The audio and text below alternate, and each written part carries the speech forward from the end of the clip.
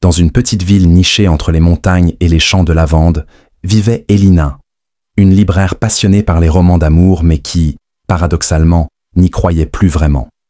Depuis sa rupture douloureuse 3 ans plus tôt, elle avait refermé son cœur comme on ferme un livre qu'on n'ose plus relire. Un jour d'automne, un jeune homme entra dans sa librairie.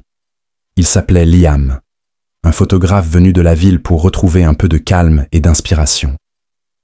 Il cherchait un livre sur les légendes locales. Et ce fut le début d'échanges fréquents, timides au départ, chaleureux ensuite.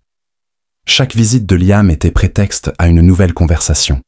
Il lui parlait de ses voyages, elle lui racontait les histoires derrière ses livres préférés. Avec l'hiver, leur complicité s'épaissit comme la neige sur les toits. Un soir, alors qu'un orage éclatait, Liam proposa à Elina de le suivre pour une séance photo en pleine forêt, à la lumière des éclairs. Là, sous une pluie battante, ils échangèrent leur premier baiser. Ce fut doux, intense, inattendu. Le printemps réveilla des émotions qu'il croyait enfouies. Pourtant, un secret flottait autour de Liam. Il devait repartir. Son contrat à la ville s'achevait.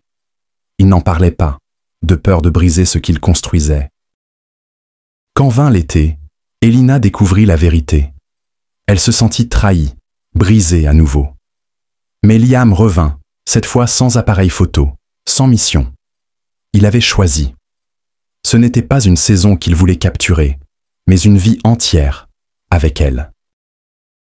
Et dans cette petite ville, entre les pages des livres et les parfums de lavande, leur histoire devint le plus beau roman jamais écrit. Et voilà comment, entre les pages d'un livre et les saisons d'un village paisible, Elina et Liam ont écrit leur propre roman. Une histoire faite de silence, de regards, d'éclairs sous la pluie, et surtout, de choix. Parce qu'aimer, c'est parfois oser rester, quand tout pousse à partir. N'oubliez pas de liker, commenter et vous abonner si cette histoire vous a touché. Et dites-nous en commentaire, quelle saison représente le mieux l'amour selon vous? À très bientôt pour une nouvelle histoire. Et n'oubliez pas, parfois, les plus beaux romans ne sont pas écrits avec de l'encre, mais avec le cœur.